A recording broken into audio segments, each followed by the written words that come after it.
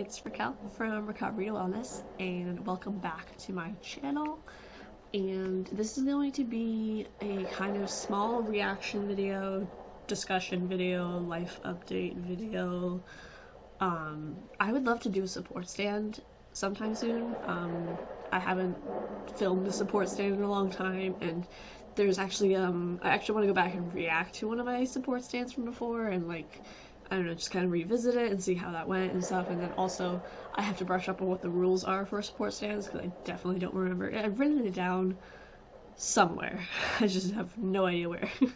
But that would be something that I want to do. But anywho, it is currently February 7th, 2023, and for journaling purposes, in a sense, if we think of this as like a video, a filming journal, video journal sort of entry, it's about 5:30, so this is before I have had therapy today. So I want to react to okay. So if you don't know, when I was in a crucial part of my recovery, I live with obsessive obsessive disorder, no, with OCD, self-harm and suicide obsessions, genuine suicidality, self-harm, hair pulling, skin picking, depression, and borderline personality disorder. Anywho, back when I was in a crucial part of my recovery in 2018, I started at Passages, which is the day program, a long-term day program that I used to go to, and I went there like 3 times a week until about, like, they had a DBT intensive at the time, and I was there from February 2018 until about June 2020, when there was the mainly shifted from 2020, obviously with the pandemic, shifted to more online, and then I didn't go as much. Anywho, so if you don't know, I have talked about kind of the recent going-ons, but if you don't know, I'm back at Passages. So I thought about this today, and I was like, I kind of wanted to go back and rewatch the interview that I had done before with them, because they had like a crew come in, like a set crew, in a sense, a production crew, and I did, so I'm gonna sort of react to part of it. I'm not gonna like do a full-on reaction to it, because I actually have, the first time I actually watched it, I did like a 45-minute video. Also, I ramble a lot, so just so we're aware. Like, I mean, you can tell based on my channel, but still, just, if you're not into rambling, probably not gonna like my channel. But I did an original video when I reacted to it, which was like 45 minutes long a few years ago, and then last year, 2022, I did another reaction to it, but it was like only 30 minutes long, so I'm getting better at like getting it to a smaller chunk. But so I wanted to film, and because I'm not going to really talk about all the stuff that I talked about in those videos, I can link them down below. No idea when I'm going to get this video out, no promises, but I can link them down below in case you want to see them, as well as like where the original video is, which is right there. So I can do that. I just want to really talk about more so Passages, and like going back to Passages, and how that's been thus far, and what my kind of plans are with that, and kind of where I'm sitting in recovery as well. I think I wanted to talk about that as well. So let's just jump on in. I'm not gonna like screen record it or anything. Okay, so I'm gonna play this. Let me see. And I was carrying around a suicide method with me everywhere I went. So I would say, as of like current day, right? Like, I'm not driving, so that's a safety measure. I go back and forth. Like, so if you don't know too, if you haven't seen my recent videos, I was recently psychiatrically hospitalized again for the 13th time, back in January. I'm also pretty sure it's not a coincidence that maybe I had an uptick of symptoms again this month, because I got admitted to the psych hospital January 6th, so the fact that it was just recently February 6th is definitely not like there's a link between the two. But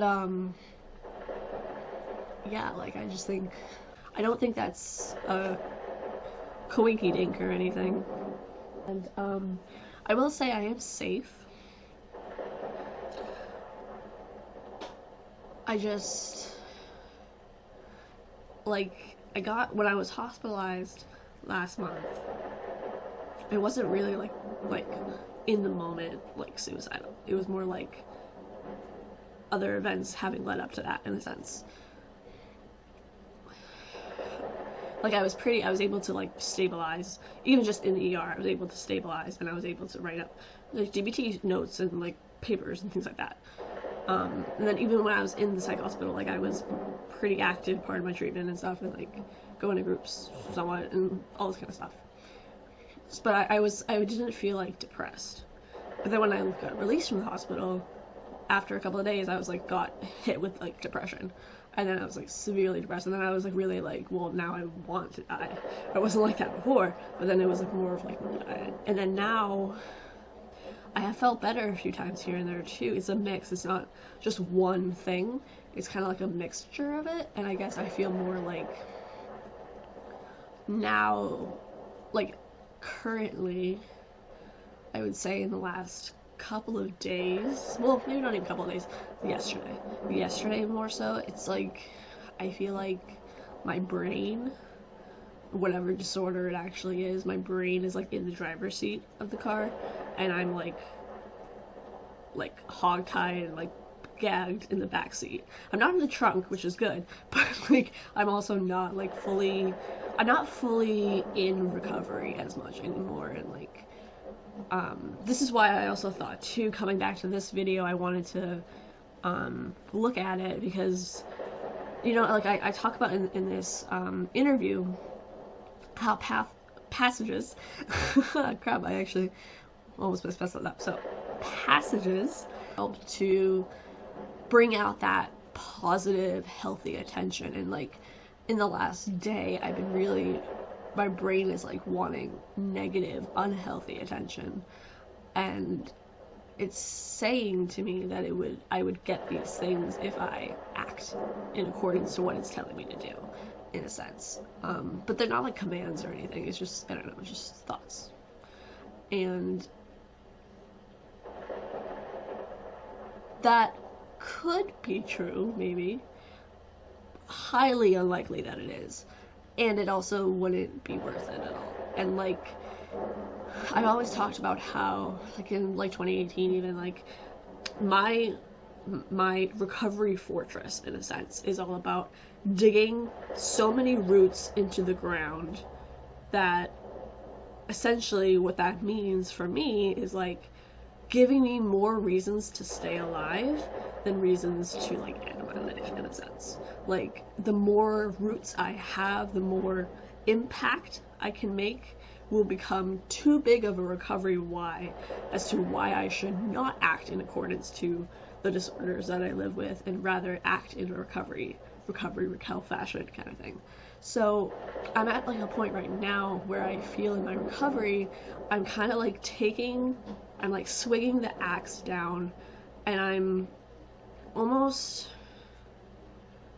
almost doesn't seem to matter that I'm taking the axe to the roots, in a sense. And they're not like fully broken or anything, but like there's still some things that are holding me together, in a sense. But I'm just at that point about that why not do that? Like, does it matter? Like, I don't know, like it's strange.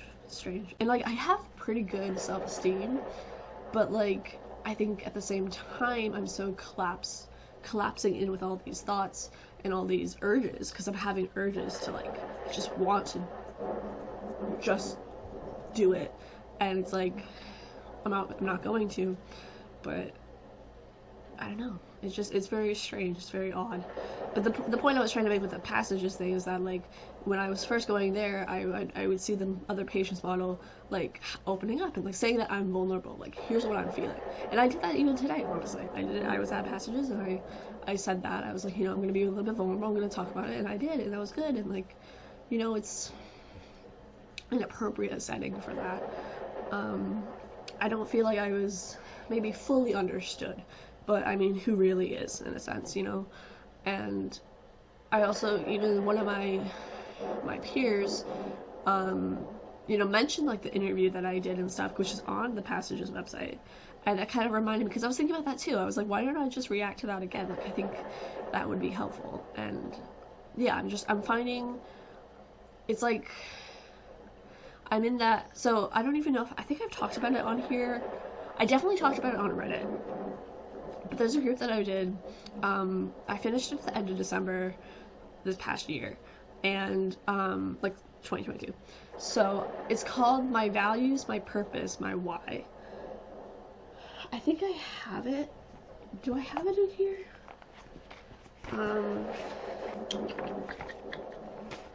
I might not have it in here, but I have this. I wrote this when I was in the ER. And this is my recovery why. And these are all the reasons why it matters to me more in the long term and certainly in the short term that I act in line of recovery, in a sense. And like the whole purpose of the values is like, okay, identifying what values are important to you, which I had a few different articles for. And then it's like my purpose, so defining what is my purpose, what is my scope, what do I want to achieve, what do I want to get out of life, and then my why. What is the compass pointing towards that, acting in line with that, the recovery why, today, in one small way, like, in the sense of, like, my why is more important to me for the future than any current struggle, any current obstruction to that path, in a sense. And it also talks about how there is 3 choices in recovery at a crossroads. There's to recover, which is to get better, to choose a healthy action, to choose to use a DBT skill, to choose to, talk about it in a sense, in an appropriate fashion and everything. So there's to recover. There's to regress, to go back to old unhealthy pathways, unhealthy behaviors, if it's like self-harm or substance use, or going back to people who hurt you and you know that they hurt you, or you just go back to them anyway, which is similar to the Carrie situation, but it's a different point. And so that's to regress. And then there's to stay put. So where you just kind of sit and like, you're like, okay, I don't know if I recover, I don't know if I regress, I'll just be here for a bit. And it's all coming back to, it's the reason I kind of came up with the group is because I did a drawing years ago. In this small photo album, this is like the prototype for recovery restoration, which I have to work on and everything, but I haven't done that yet. But I did a drawing years ago. Okay, so I did this back in June 2015, and it is all about my group from 2022, and it is that, like, how recovery encompasses feeling awesome, and feeling angry, and feeling fear, and happiness, and disgust, and a stormy cloud, and confusion. With all those. And then you have the person sitting here who is, this box is like a magical box, and it's gonna like open. I don't think I have a description for it, but it's like the box, the choice, in a sense. And then there's the signposts that say to recover or to regress. And it's like this person right here is just staying put for right now, because he's not sure what to do.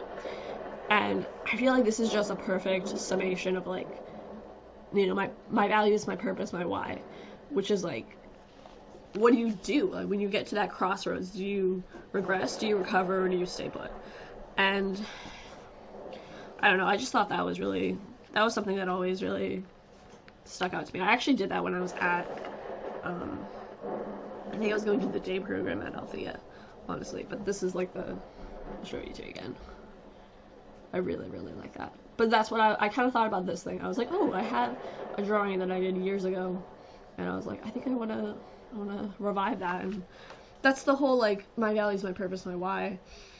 It's like, what is more important for the future, but also now, to get to that future, to get to that roots in the ground, to get to that stability or creativity or legacy or inspiration or, you know, positive effect in a sense.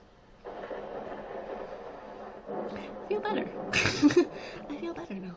But like I think that, so for me, at least for me right now, I want to try to model a little bit too, like how I'm trying to be in my recovery.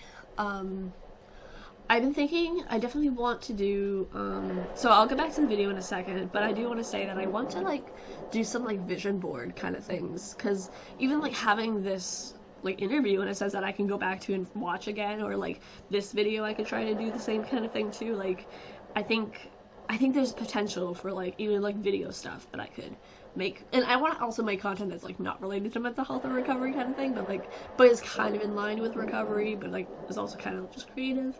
So I have a lot of ideas. So that made me really bad, because one of the cognitive distortions, you don't have a choice, that kind of thing. When I tried correcting him, and he was like, no, you don't have a choice. I'm like, no, I always have a choice. The depression. And I think the big thing about my values, my purpose, my why is also like how it recognizes too that like, and I'll do a video sometime on it, and I want to do videos on my groups. That'd be cool, I think. But it's all about how there are, if so the way I look at it, right? Life is comprised of like trillions of moments. Even in just one day, there's trillions of moments within it. And it doesn't always mean that to be in recovery doesn't always mean that you're always choosing recovery. I don't think there's that perfect linear, like A to B, bam, done. Like there's, you know, because sometimes you just don't want. Sometimes you just don't want. So you just don't. So, you know, you choose that unhealthy, you regress a little bit, or another moment you choose to recover, or you just stay put. Like, there's always, whatever that is still a choice, though, and, like, I don't know, I think choices are very powerful. There's always a choice, and there's always, even if it's just a choice in attitude, honestly, like, you can't quite control everything that happens, or, like, what happens and stuff in the world, but, like, if it's just like a choice of attitude, a choice to choose, okay, I'm gonna be grateful for X, Y, and Z, rather than stewing about everything that went wrong or something, you know. And then I can choose recovery, like, within this hour, and then by next hour I might choose to stay put.